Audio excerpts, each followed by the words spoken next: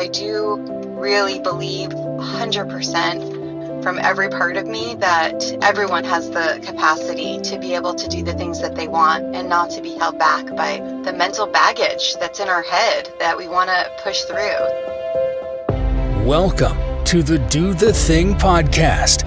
In each episode, we get down and personal with people who go after the things they want to make all their wildest dreams come true.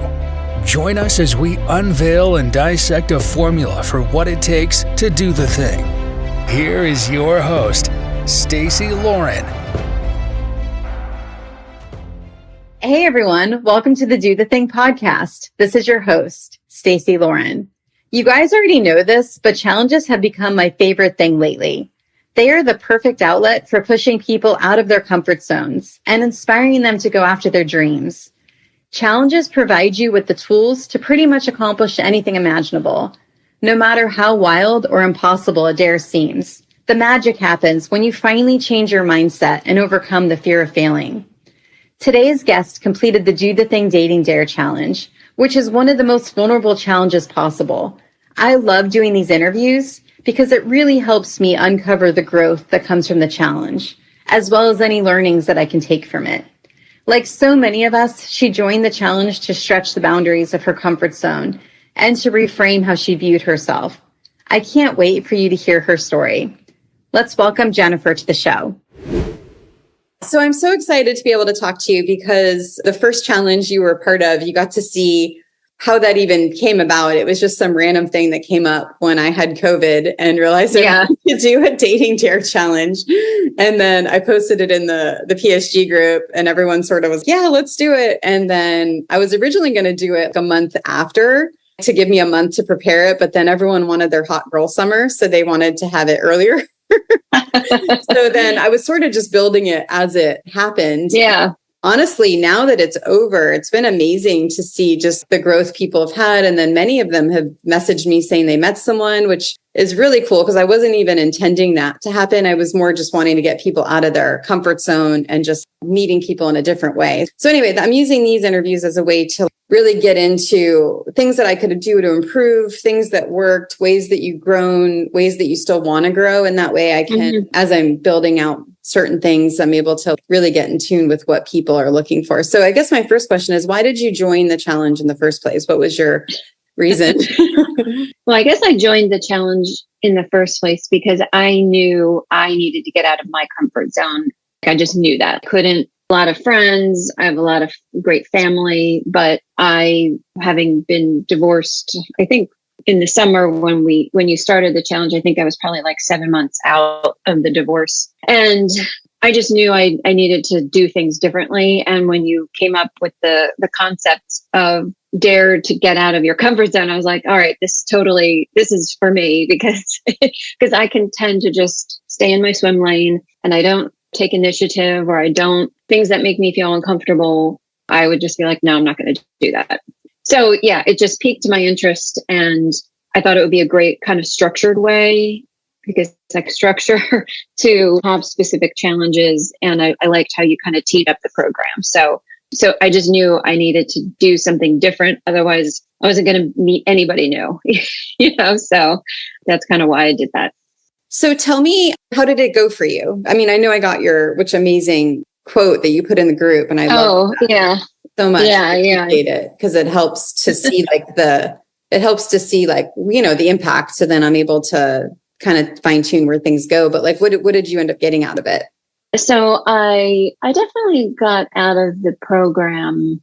I got out of my shell a bit more in the sense that I looked for opportunities to kind of introduce myself or to do certain things that I normally wouldn't have, like smiling to strangers or giving a guy a compliment or, just striking up conversation with someone in line at a store, or a lot of those things I wouldn't normally do per se. Maybe I'd do them like randomly here and there, but I kind of made a conscious effort to get outside of myself and get out of my own way, basically.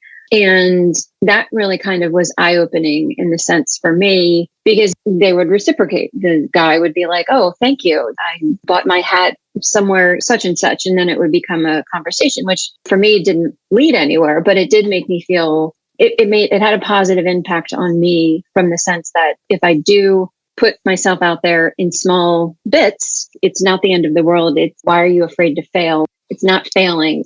Just changing my mental mindset on how to go about getting out of your comfort zone and to being vulnerable and being okay with being vulnerable, and that it's not the end of the world. You're not going to die. Like if you say hi to someone and they don't say hi back or whatever. And I even did some of the other challenges too, getting a selfie from someone I got of some random guy on a hike that I saw.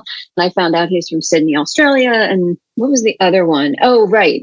So I was also on a running trail and I had met a friend of a friend. And I think I had posted this in the group, but I saw him on the running trail after we had hung out just as a group earlier, week or two prior. And I stopped and shouted his name and said, hey, and he stopped. And it was, we had a whole conversation, and it ended up being, we made plans to hang out again as a group the following week. And had I not done that, because the group reminded me, I was like, well, oh, there he is. I could shout or say hi, or I could just keep running. And I was like, no, go shout and say hi. He was a nice person. So I wouldn't have done that had the group had not built out those challenges and stuff. So I guess that's kind of where the group that you formulated in the 10 different, I think there's more than 10 challenges, really helped me kind of see areas of opportunity, I guess, basically is what I kind of was thinking. And so besides like the positive impact of putting yourself out there and kind of opening yourself and being more vulnerable and kind of seeing more opportunities by being able to say hi to people that you might not have said hi before, what else do you think you got out of being able to do the challenges? Well, it also comfort in groups, from the sense of, I'm not the only one feeling like this. I'm not the only one who's uncomfortable in these certain situations.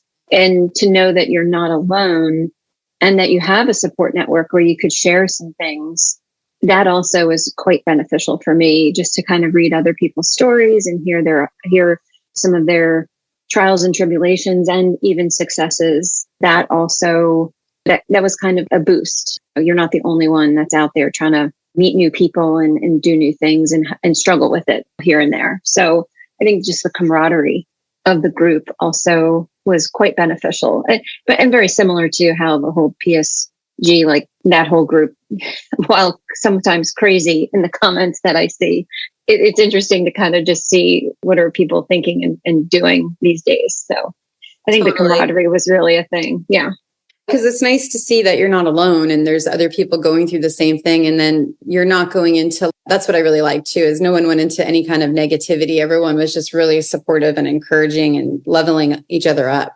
Yeah, exactly. Yeah. So did anyone, when you went up to people, did anyone reject you or look at you like you were crazy, or did you have any of that? Or was everyone pretty much approachable? No, I think everyone was pretty much approachable. Nobody ever kind of looked at me crazy. The two things I still have not yet been able to do is, although I did try, but the bar was full, was sit alone and just have a glass of wine or whatever and just sit by yourself, or have a meal by yourself. I still have not done that yet, but I did go with every intention to one of my local restaurants to go, but there was no room at the bar. So I just picked up my order and left, but I kind of amped myself up for it. So those are two things I think in your next challenge I would definitely like to do. I'm assuming we'll kind of have something similar to kind of get out your comfort zone there, because that definitely made me feel uncomfortable. But it's like, what's the big deal? If I was traveling for work, I'd probably do the same thing. So, but no, to answer your question, no. And so that kind of only boosts your confidence level, I guess. If you put yourself out there and nobody's, looking at you crazy or negatively responding to you, then that just kind of fuels you to try more and to do it more frequently and have it be kind of second nature. At least that's what I'm trying to do. Yeah, so true. I was wondering too with that, when you were kind of wanting to do those dares, but you didn't, besides the bar being full, what do you think held you back from doing that? Or is there anything I could have done that could have been put forward, a game or some kind of anything to help you kind of do it, is what I'm wondering. Yeah, no, I think it was just me getting in my own way, honestly. Like I don't think there's anything you could have done. I mean, everybody kind of gave their own feedback of, oh, I do that all the time, or, oh, that makes me feel uncomfortable too, but here's ways you can get around that. I mean, I think you teed it up great. Even some of the phrases, hey, you have really nice eyes, I'm drawn to you. I've never used that, but I think, if you can kind of stack your deck, I guess, with things that you could potentially say when opportunity arises, then I think you're more practiced to do it. So it's not so, what do I say? I don't know. Yeah. That's my opinion. Yeah. I was wondering, because I was almost thinking, and I don't think I'm going to set it up in this challenge because I haven't been able to think enough of how to do it, but I almost wanted to do something that where people are set up to get rejected. So then you kind of build up the conditioning of getting rejected. So then you see like it's not, I don't want to say not the end of the world. I don't know what the word I'm trying to say is, but not like you're not going to die. Right. Exactly. That's the biggest reason why you wouldn't go up to someone usually is fear of rejection, I think. Right. Yeah. And I think one of the things people shared, or maybe you shared it, was saying to someone, hey, I'm noticing you type of thing. And I'm not sure if you're single or married or whatever. And I think maybe someone shared that they were in a relationship, but they shared their email or number or something anyway. And when that relationship ended, he remembered her and reached out to her afterward. And then they started dating, which I thought was really interesting. And when I travel for fun, I mean, I usually travel with at least one friend, but I have no problem striking up conversations with people who are at the resort or at a restaurant, like waiting for the table at a restaurant. So I think I have to put that hat on when it comes to approaching other people, guys or whatever. Like, why am I comfortable talking to like an older couple or something? It's the same kind of conversation. It's just, inquiring like how you are, what your story is and stuff. Like, why is it so different when you just talk to a guy? Like, why is it shouldn't be any different. So, because I was going to say along the lines of that whole story of they put themselves out there, the person was in a relationship and then reached out later. I took a page from your challenge. And so a periphery friend of mine who I know and his brothers and stuff, one of my friend's husbands is good friends with him. And they were like, oh yeah, he's single. And that was back in May. Actually, no, I think it was in June. And I was thinking, I'm like, oh, I should reach out to him, but that's so weird. And then I kept thinking about it and I was like, it's not weird. Don't be silly. And so I inquired more recently to see if he was still single. And my girlfriend told me in August he was. And then I noticed he liked a picture of mine on Facebook because we're friends. And it was just a picture of me. And so I was, okay, so maybe that's him reaching out. So I messaged him on Facebook and I was like, hey, I noticed you. I was very direct. I was like, hey, I noticed you that picture of me from Colorado. I'm going hiking on Saturday. Do you want to join me or maybe grab a drink? And his response was, wow. And he said, hiking was totally my thing. He said, but here's the thing. I just started seeing someone. Bad timing. I always thought you were a great girl. And I was, all right, well, that's cool. So I hope things are working out. But if not, feel free to reach out. And he replied back, absolutely. And so, okay, well, I put myself out there. So yeah. But yeah, at least I checked the box. I did it. Yeah. So. And I think the win is you being fine with that outcome and being proud of yourself for doing it.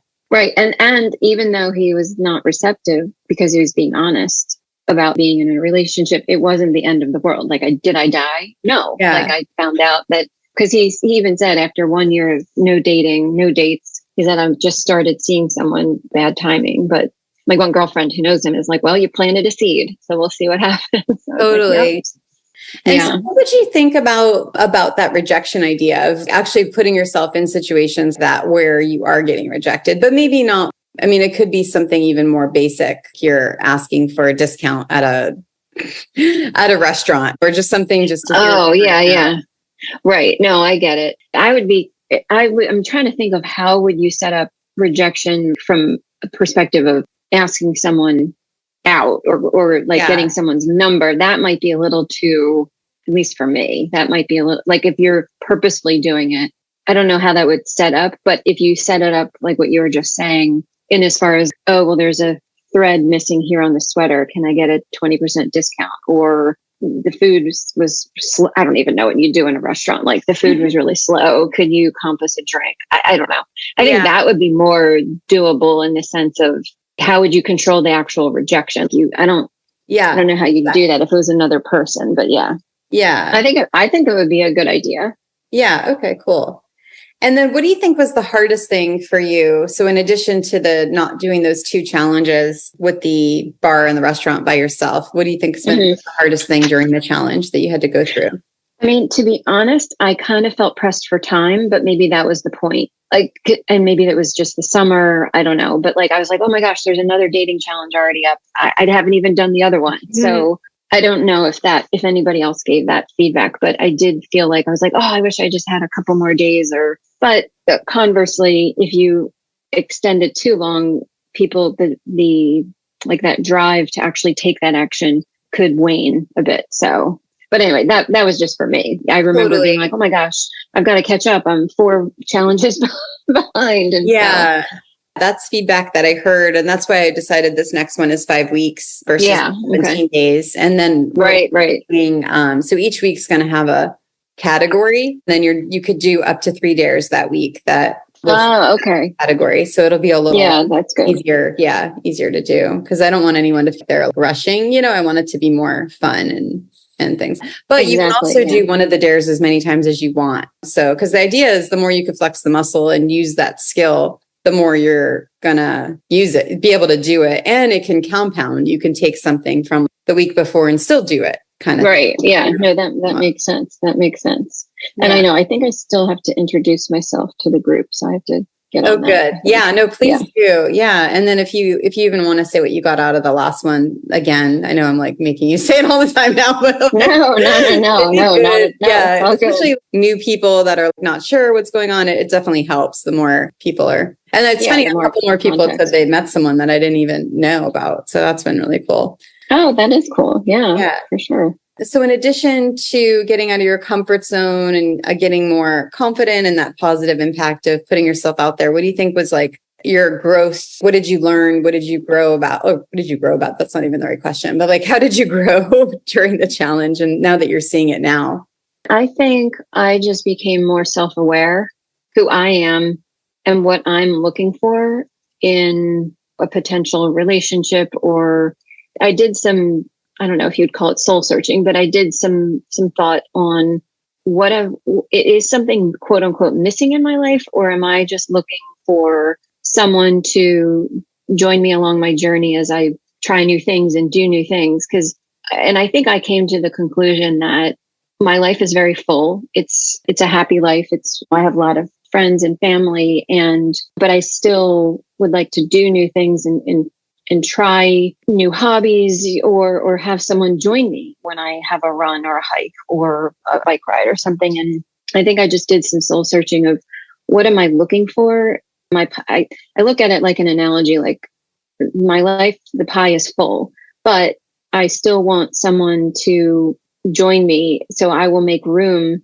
And I kind of look at, I visualize it as a Trivial Pursuit, like pie, those little game things. And I look at it like my pie is full, but I can move some pieces around to open myself up to someone joining me in my life journey. And even if I don't find someone in the near future, my life is still full. My pie, my pieces are still there, and I still have a wonderful and rewarding life. It's just learning and understanding the desire that you want to share that with someone again, I think was one of the things that I honed in on and realized that, yes, this is an important thing for me to continue to pursue, instead of just being like, well, I've got my friends and family. That's good enough. What do you think helped you with the soul searching? Like, was there a specific thing, or was it anything? I think some of the questions you asked in the beginning, like I think in the beginning, one of the tasks you had was list out the qualities of a person that you are looking for, to help manifest. What are you seeking? What would be rewarding to you in a relationship? What are the qualities of that person? And I think that really helped me figure out perhaps, and also reflect on what was lacking in my prior relationship and what's important to me So I think that type of line of questioning that you put out there and I wrote it down, like I typed it out. I was like, oh, okay, I want someone who has these type of qualities and is supportive in these areas of my life. And I think that just helped me kind of visualize a person, and kind of that going back to the whole manifest your future. I think that helped me decide to open my eyes to potentially people whom I normally wouldn't look at or consider, because I don't know. I guess it just opened my eyes up by kind of answering some of those very pointed questions of, well, what are you looking for? Because if you don't have that idea, then, you're just kind of shotgun shooting into the space. You're not really kind of honing in on kind of rewarding relationship do you want, and how do you manifest that? Yeah, I'm glad you said that. Yeah, because something I've noticed is so many people are talking so much about what they don't want, but when you can flip it into what you do want, then that's where you're able to open that up more. Exactly. Yep. Yeah, totally agree. What would be your advice to someone that's doing the challenge for the first time? I guess it would be just to keep an open mind and to get comfortable in the uncomfortable. And because is sort of, what is it? Memory recall, creating a new habit sometimes is uncomfortable. Like when you start to work out for the first time and you haven't done it in a while, it's difficult. But then as you continue to do it day after day, week after week, it becomes second nature and a part of your life. And so I would just say it's okay to feel uncomfortable, because that means you're growing. So speaking of that, have you noticed any changes in other areas of your life after the challenge? It's interesting because I got a new job. I'm still working at the same company, but I had a new job starting in February and the challenge was in June. And I was still coming out of the whole divorce, everything. And I just wasn't feeling myself. But as the challenge wore on and as time wore on, and I became more reflective of who I am as a person and what strengths I bring to the table, I started to realize I needed to lean in more to my job, become more assertive. How I was before, I kind of felt a little deflated and defeated from my marriage failing. And I think I realized I needed to step up and step in at work more. And I spoke to I have a mentor at work and a couple other people that I rely on at work for that kind of a relationship. And they noticed a difference in the latter part of the summer, and definitely August and September, I've become more assertive at work and more confident. And I think that it all kind of just ties into how you feel as an individual and how you feel as a person about yourself. And if you can pull yourself up from your own bootstraps type of a thing, that's kind of what I felt like I had been doing and working on. And I think that made a difference in my job as well, in my career. And how do you think it helped you do that?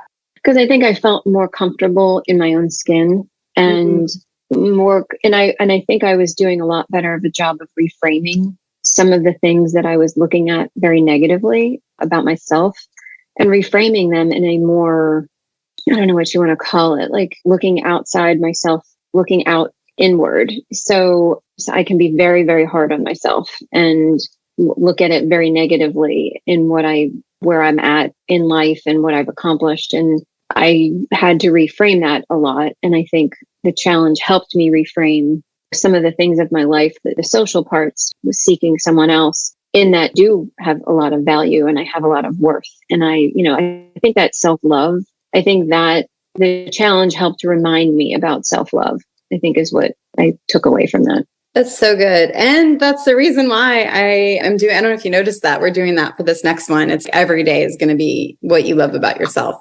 Oh, good. Yeah. Okay. No, that makes a lot of sense. Yeah, because I noticed that's when you think about divorce, right? And most of the people in the group are divorced or have been or in a relationship that didn't work out. But it's so defeating and exhausting. And then you have that unconditional love that has ended, right? And so it's a lot of that rebuilding yourself up. And it's really good if you want to check it out, but it's a podcast panel episode with experts, not the first one that I shared in the group. I just did it like a week ago, and talking about why we chose self-love as the thing every day. And Genesis, the erotic blueprint coach, she said the most amazing thing, and basically and it kind of speaks to your pie example. If your bucket, like let's say you have a bucket and it has holes in it, no matter how much goes in it, if there's holes in there of past failures or past whatever it is, then there's not enough that can go in pretty much. You know? And yeah. So that's what we're doing. It'll always funnel out. You need to fill the holes up. Yeah. I totally get that. Yeah. So I'm glad that resonated with you, because that's what I saw as being a big part of that first one that I think people really needed at the time. Right. Yeah. No, totally. This is wonderful. I'm getting such good feedback. Thank you so much. Sure. No, thank you for starting it. I think it's great. I think it's phenomenal.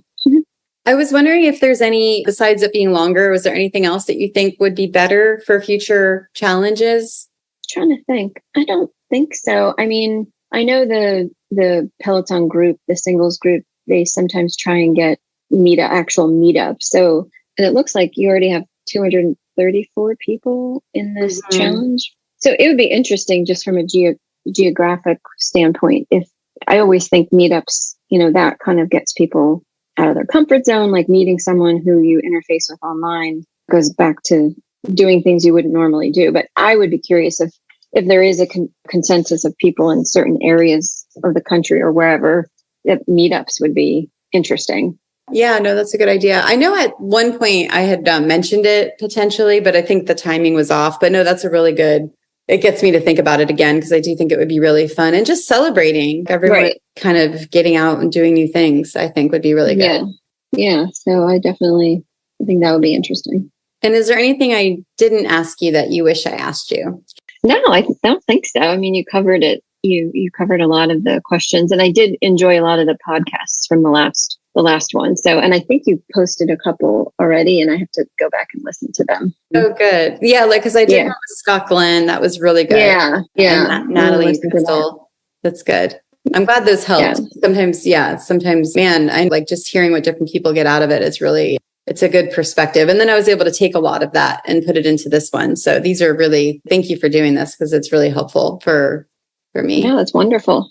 Wonderful. Well, thank you so much for being a part of it and doing. No, thank you, Stacey. Yeah, no, I appreciate it. Good. And you're going to do the next one, you said, right? Yep. I plugged in. I'm in. I just have to do sign the thing and do the selfie. I have to do that. Perfect. Yeah. So I will. And I filled out the form online too. So hopefully awesome. I'm on your list and everything. Okay. So that sounds great. Yeah. All right. Awesome. Thank you so much for your time. Okay. Thank you. Bye. Okay. Have a good day. Cheers. Bye-bye. You too. Bye-bye. Bye. Thanks for listening to the Do the Thing podcast. We hope you enjoyed the show, but even more, we hope you'll be inspired to do the thing. Do you have a burning question on doing the thing that you'd like answered? How about an inspiring do the thing story of your own that you'd like to share? We'd love to hear all about it. Just leave us a voice message at dothething.callcast.co or email us at hello@dothethingpodcast.com.